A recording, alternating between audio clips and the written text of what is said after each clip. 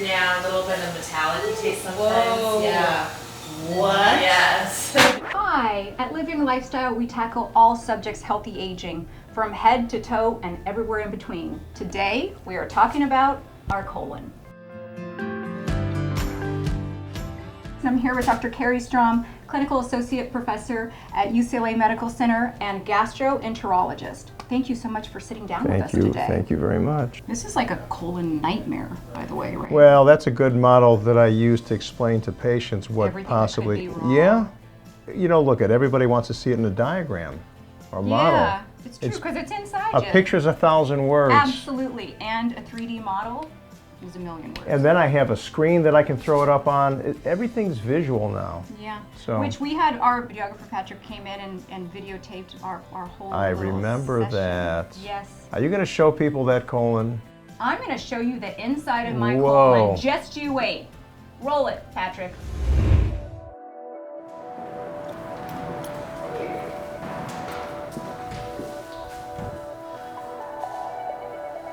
I'm really nervous and I'm starving. My insides have never been so clean.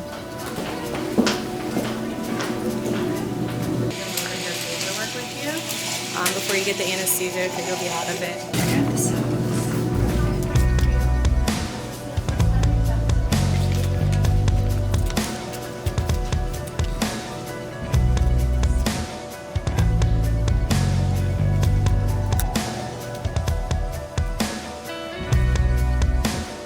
Ooh, and you can taste it. Yeah, a little bit of metallic taste sometimes. Whoa. Yeah. What? Yes. So we're putting the scope in and we're looking at the screen. We do the examination on the way out. So my main goal here is to get to the end of the colon and hopefully there'll be a good prep. And we do the examination on the way out. This all looks normal so far. See those little things, the little serpiginous lines? Those are vessels, those are blood vessels. That's all normal looking. Okay, so this is the bottom of the colon. This is the area where the appendix, we'll point that out with a little area in the middle. It's like a smiley face right there. That's where the appendix is. And this is the end of the line for the colonoscopy. And everything looks great. Tissue looks good, nothing bad at all on her. That's perfect looking. Best one I've seen today. And see, on the way out, we do the exam. We blow up the colon like a balloon, and this is where I really get a good look. And she was very good about doing her prep. You can imagine if the prep is not good, you can't see. So it's a bit of a hassle to drink the prep, and patients complain about the prep. They hate the prep. The prep was interesting, I But- would say. It's about 7:30 in the morning. I'm doing my second test prep for my colonoscopy. It comes in this kit. Here's what it is. It's this. I've got this little tub. So I spent most of the evening in the bathroom because it just really cleans you out. So I have to drink this whole thing. So within an hour, then I have to drink this whole thing. I have to get this down within the hour. Yesterday I had to fast, so I have no food on my stomach at all. So here we go. This is about 3 hours prior to my colonoscopy. Oh God. Salt and sugar and medicine. That's what it tastes like. The prep is not good, but colon cancer is a lot worse. Colon cancer is a lot worse. 50,000 deaths could be prevented. Wow. It's the second most common that's a cause of lot. cancer, Right. second to lung. Now the colonoscopy, people should not fear this at all because it's very easy, very safe. We monitor them and the benefit you get out of this is enormous. And Darnell's going to be a happy girl when she wakes up because it's totally normal. So now we're going to wheel her out into the waiting room. She's not going to know anything that happened. She's going to have slept very well, and she's going to be grateful. It was normal. The procedure took less than 15 minutes. We had a good prep, and it was very easy. I got a terrific look, and she basically is free of any problem with her colon. So, and she's going to wake up shortly and be very happy with the results. And then I would tell her, because of her family history, probably to get it in about 5 years to make sure there's no problem.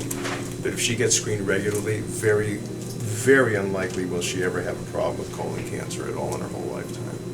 So that's the reason we screen. This is very, very important. It's March, which is? Colon Cancer Awareness Month. So the recommendation had changed from 50 to 45 because we're finding more disease in younger people. So we start screening at 45. Wow, so I had this late then, because I was But that was the old 51. recommendation.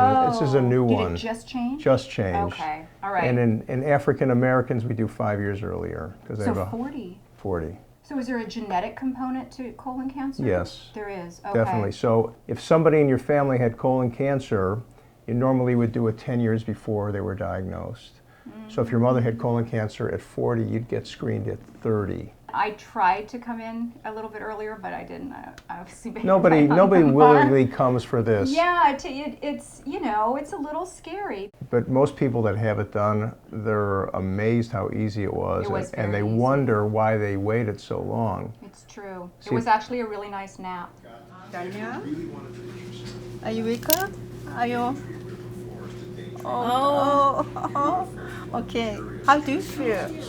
I'm groggly, Yeah.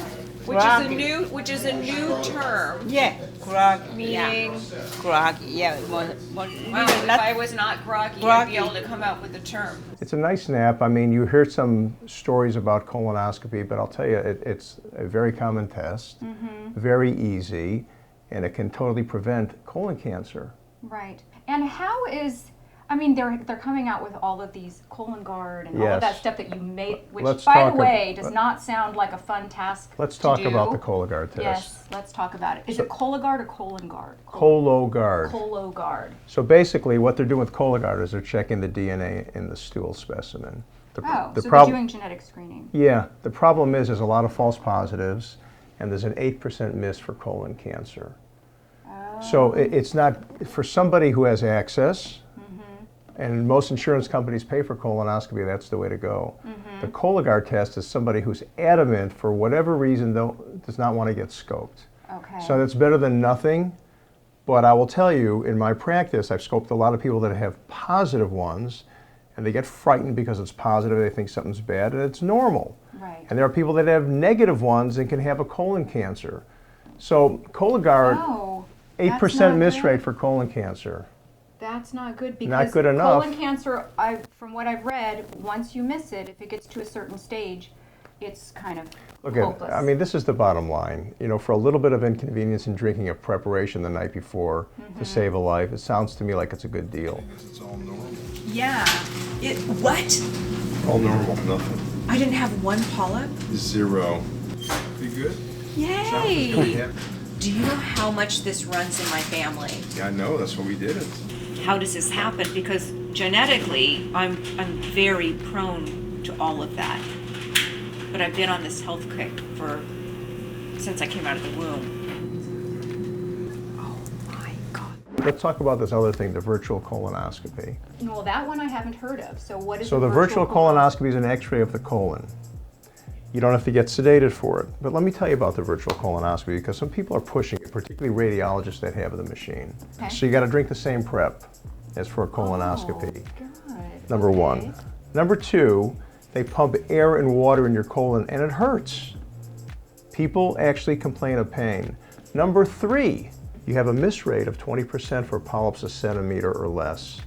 Oh, So you can miss something. Now, granted, the smaller the polyps, the less chance it's going to be malignant. The bigger they are, the more malignant they can turn into. okay. But still, you're missing some polyps. That could be precancerous. It can be. Okay, 4, you got a radiation exposure, that's right. 'Cause that's which is right. huge. Right. Huge radiation exposure.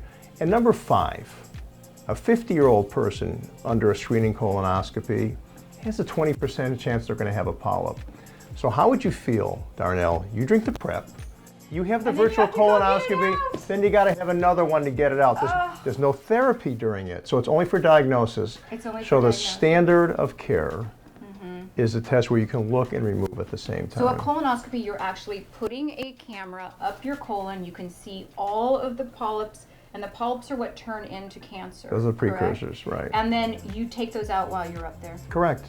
You're done in 15, 20 minutes. Yeah. That's what I'm doing, and that's what I did do for me.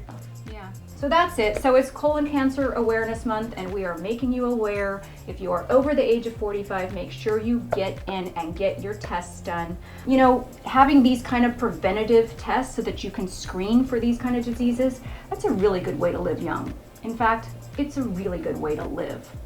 Thank you so much. Oh, you're welcome. This was great. Thank you.